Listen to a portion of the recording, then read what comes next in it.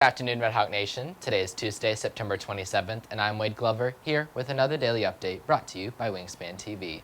The first coffee talk of the year was this morning in the library. WTV's Neha Paramala has more.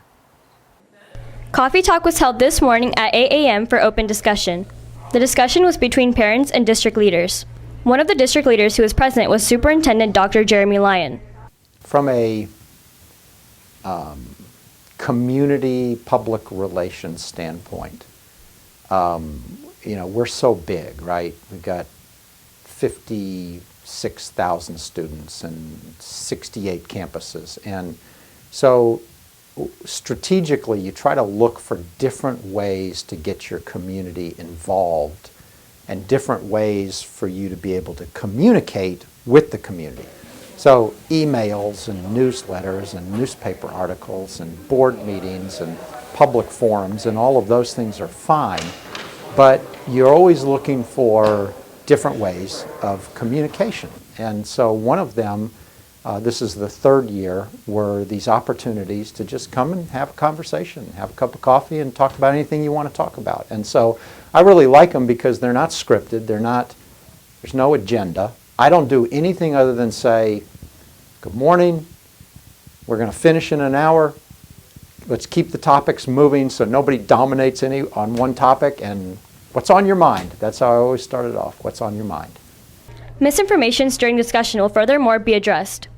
It starts with an assumption, and it is a bit of an assumption, that there is a truth, right? There's a singular truth regarding the way the school district does this or that, or let's say that it's something that happens on a volleyball court, right? There's a truth out there. It can be recorded a lot of times. It can be observed a lot of times. But in the world we live in, we understand that people's beliefs are beliefs. And therein lies the problem, is that we have crossed the line where people now take their beliefs and they represent them as truths. So you got to sort it out. And the question is, what is a belief that you hold and what is actually a truth in the world that we live in? And boy, that's a mess right now. It's a complete mess. I'm Neha Paramala reporting for WTV.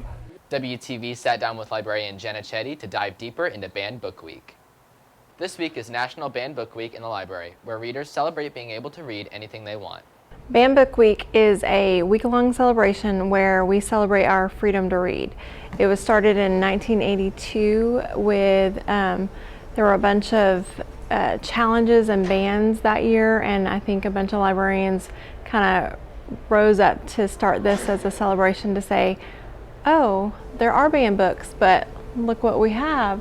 This is one of the banned books. You can check it out. You have the freedom to read it. Frisco ISD has always celebrated Banned Book Week. It's part of American Library Association, and we believe heavily that every kid deserves the right to read. Not every book is for everybody, maybe, but there is a book in here for everybody. Jenna Chetty wants students to take advantage of the privilege of the freedom to read.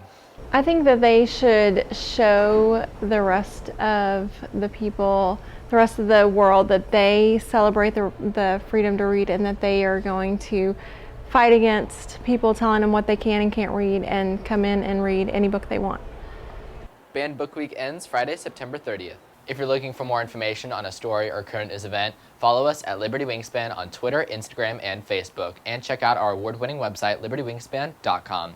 If you have an announcement you would like to share, please forward that information to your club sponsor. That's it for today's Daily Update. I'm Wade Glover with WTV.